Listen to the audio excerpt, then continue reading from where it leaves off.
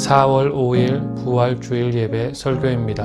오늘은 마태복음 28장 6절 그가 말씀하시던 대로 살아나셨느니라를 제목으로 하여 설교하겠습니다. 오늘은 부활주일입니다.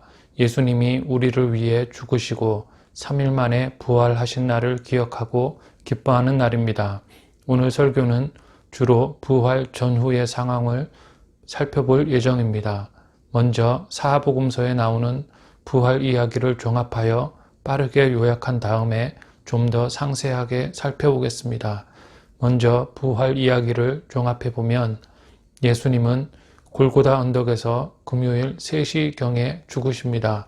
당시 십자가 곁에 있던 자들 중에 세 마리아와 살로메가 있었다고 반복되어 언급됩니다. 그날 저녁에 아리마대 사람 요셉이 빌라도에게 가서 예수의 시신을 요청하여 받아 세마포로 싼 후에 가까운 무덤에 두었는데 그때도 네 여인은 이 모든 장사 과정을 지켜보았습니다. 안식 후 첫날 새벽에 네 여인 중 셋이 향품을 가지고 예수님의 무덤을 찾아갑니다. 무덤에 찾아가 보니 예수님의 시신은 없고 대신 천사가 서 있었습니다. 천사는 예수님이 살아나셨다고 말합니다. 여인들은 달려가서 제자들에게 무덤이 비었음을 알렸고 제자들도 달려와 무덤이 비었음을 확인했으나 그들은 모두 시체가 도난당했다고 생각했습니다. 부활하신 예수님은 먼저 여인들에게 보이시고 그 다음 제자들을 만나셨는데 그제서야 그들은 예수님이 부활하심을 믿었습니다. 이것이 부활 이야기의 전부입니다. 이제는 다시 상세하게 살펴보겠습니다. 예수님의 십자가가 세워진 곳은 골고다 언덕이었습니다. 골고다는 아람어로 해골이라는 뜻이며 해골은 라틴어로 갈보리인데 우리에게는 갈보리가 더 친숙한 것이 사실입니다. 예수님은 오후 3시에 십자가에 달려 돌아가셨습니다. 여기서 시간에 대한 질문이 생깁니다. 당시에는 해가 지는 시점에 날짜가 바뀌었습니다. 즉 해가 지면 다음 날이 되었습니다. 그리고 낮은 12로 나뉘었고 밤은 넷으로 나뉘었습니다.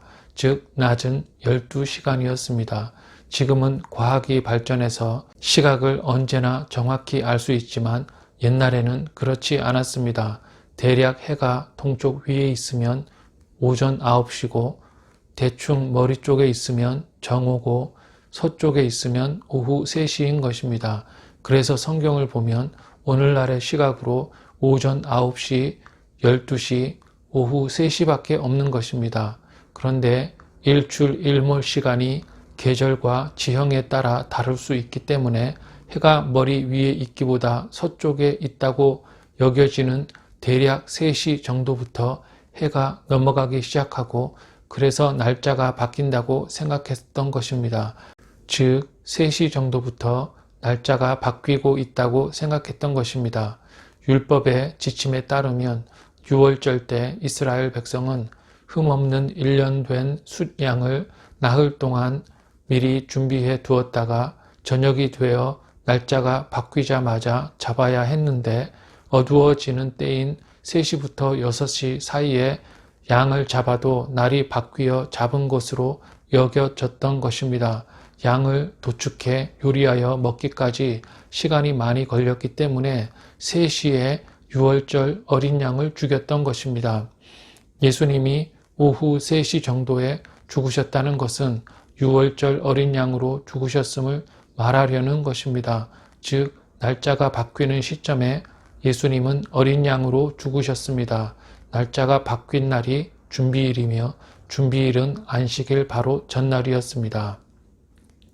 그러면 누가 십자가 곁에 있었을까요? 먼저는 대제사장, 바리새인, 사두개인 등과 같은 예수님을 죽인 주동자들과 그 다음 처형을 담당한 백부장과 그의 부하들, 그리고 명절에 성전에 왔다가 일어난 일을 구경하던 무리가 있었습니다. 그런데 예수님의 제자들은 요한밖에 없었습니다. 요한을 제외한 모든 제자들은 도망가 없었고 마태복음을 쓴 마태도 십자가 곁에 없었습니다. 마태는 직접 본 것을 쓴 것이 아니라 막달라 마리아 같은 다른 사람의 증언을 의존하여 부활 이야기를 기록했던 것입니다. 그리고 울면서 십자가를 따라간 여인들이 있었습니다. 성경은 특히 네 여인에 초점을 맞추고 있습니다. 네 여인 중 특히 막달라 마리아를 중심으로 기술합니다. 네 여인이란 세 마리아와 살로메를 말합니다. 세 마리아란 예수님의 어머니 마리아, 막달라 마리아, 그리고 작은 야고보의 어머니 마리아를 말합니다. 마가복음 15장 40절을 보면 멀리서 바라보는 여자들도 있었는데 그 중에 막달라 마리아와 또 작은 야고보와 요새의 어머니 마리아와 또 살로메가 있었다고 말씀합니다. 예수님의 12 제자 중에는 야고보가 둘 있었는데 작은 야고보의 어머니, 즉 알페오의 아내가 마리아였고 다른 야고보와 요한의 어머니, 즉 세베대의 아내가 살로메였습니다. 가상 7원이란 예수님이 십자가에서 하신 7가지 말씀을 가리키는데 마태, 마가는 십자가 옆에 없어서 그런지 한마디만 언급하지만 누가와 요한은 3가지씩 기억해내고 있습니다.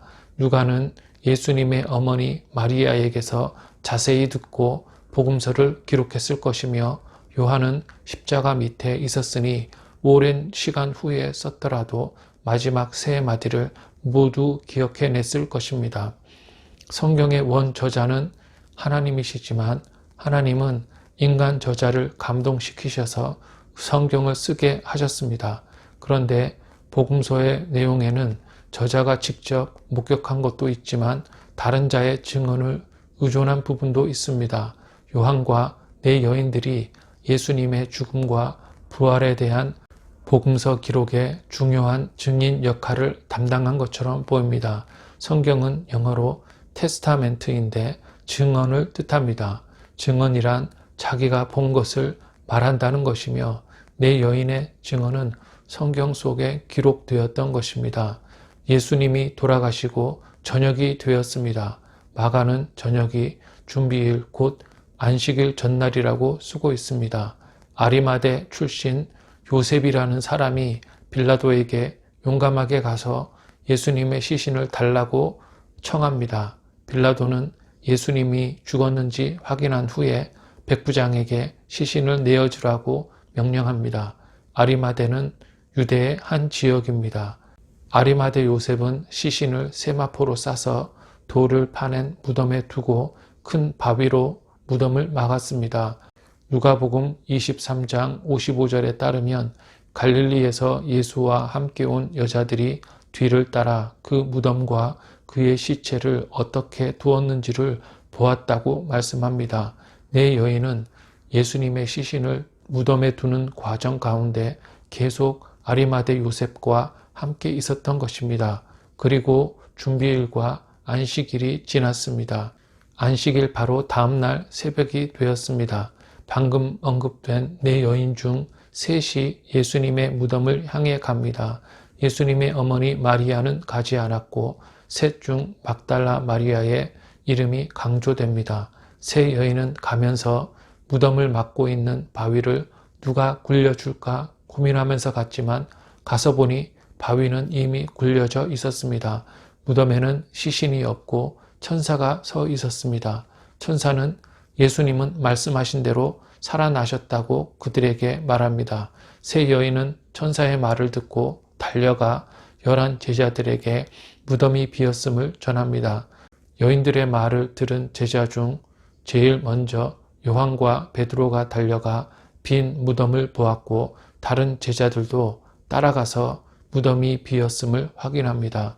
그런데 그들은 요한복음 20장 9절에 따르면 성경에 그가 죽은 자 가운데서 다시 살아나야 하리라 하신 말씀을 아직 알지 못했다고 말씀합니다. 여인들뿐 아니라 제자들은 빈 무덤을 본 후에도 시신이 도난당한 줄 알았지 예수님의 부활을 믿지 못했습니다. 무덤이 비었다는 말에 제자들은 다시 목숨의 위험을 느꼈을 것입니다.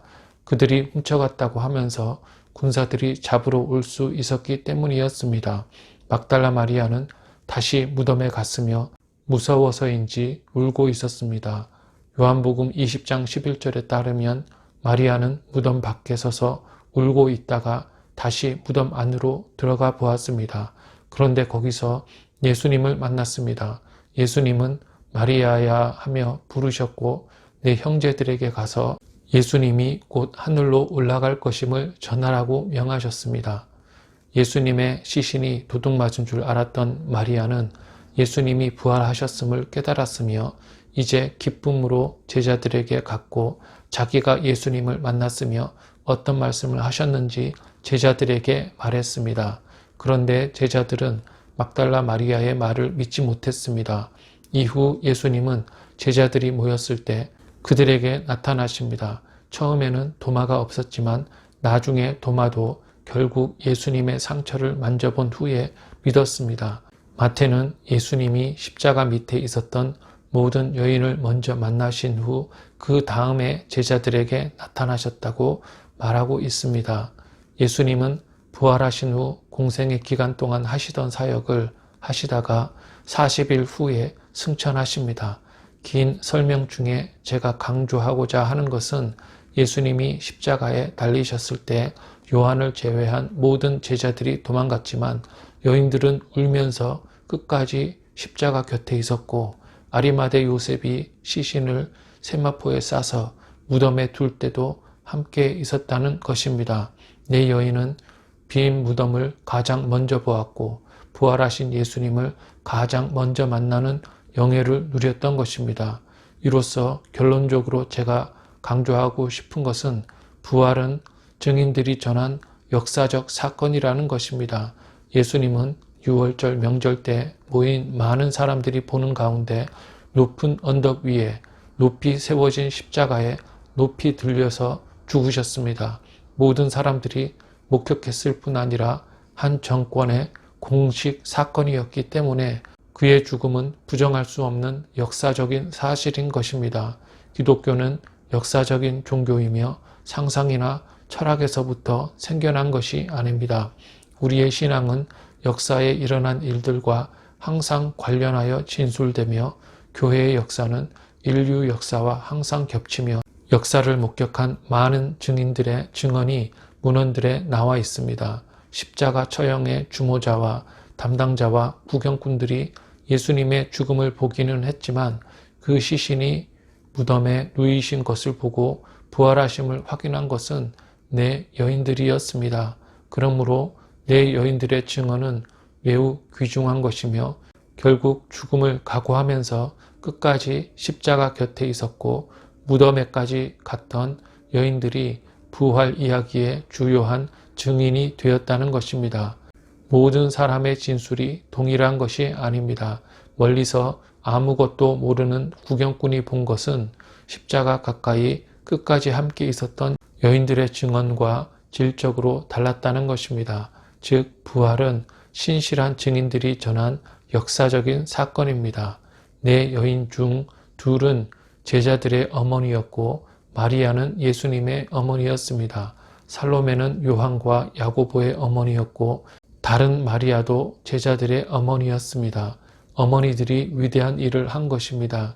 이들이 아니었다면 부활에 대한 증언은 없었을 것입니다. 대개 여인들은 겁이 많지만 그들은 두려움 가운데서도 울면서 십자가를 지신 예수님을 따라갔고 제자들은 도망갔지만 그들은 예수님의 죽음과 장사 지냄과 무덤까지 따라가 목격했던 것입니다. 우리도 신실한 증인이 되어야 합니다. 보고 들은 것을 전달하는 자들이 되어야 합니다. 우리의 신앙이 전달되는 가장 효과적인 방법은 증인의 고백입니다. 모든 신자가 효과적인 증인이 될 때 하나님 나라는 확장되는 것입니다. 증언할 때 성령이 함께 하셔서 지혜를 주시기 때문에 잘 증언할 수 있습니다. 그러므로 진실한 증언은 진리이며 더 나은 전도 방법은 없는 것입니다. 법정에서의 재판도 증언에 좌우되며 증인만이 유일한 증거인 것입니다. 참된 증인은 아무리 힘이 들어도 끝까지 십자가 곁에 있어야 합니다. 십자가를 무서워하고 죽음을 무서워하는 신자는 이 세상에서 아무것도 할 수 없습니다. 무섭다고 피하면 실패자인 것입니다. 이 세상 일도 마찬가지로 겁쟁이는 아무 일도 할 수 없습니다. 예수님도 자기 십자가를 지고 가는 나를 따르라고 하셨습니다. 신앙길에는 반드시 고난이 찾아오고 사망의 골짜기를 지나게 되어 있는 것입니다.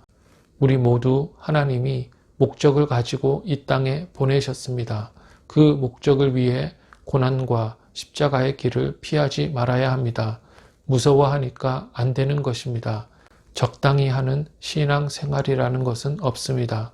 끝까지 따라갔던 요한은 죽지 않았고 여인들도 죽지 않았습니다. 죽음을 각오하면 오히려 생명을 얻는 것입니다. 십자가가 무서워도 예수님이 계신 십자가 밑이 안전한 것입니다. 아무리 괴로워도 십자가 밑에서 괴로워야 합니다.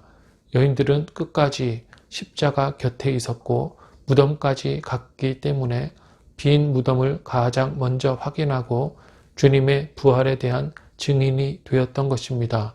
우리도 십자가 곁을 떠나지 말아야 합니다. 힘들다고 십자가를 떠나면 안 됩니다. 나는 너 위에 십자가를 졌는데 너는 어디 가니라고 물으실 때 뭐라고 대답하시겠습니까? 십자가를 지려면 예수님을 믿는 믿음이 있어야 합니다. 착각하지 말아야 합니다. 어쩌다가 되는 것은 없습니다. 신자가 믿음이 없으니까 십자가 곁에 있지 않고 십자가에서 도망가는 것입니다.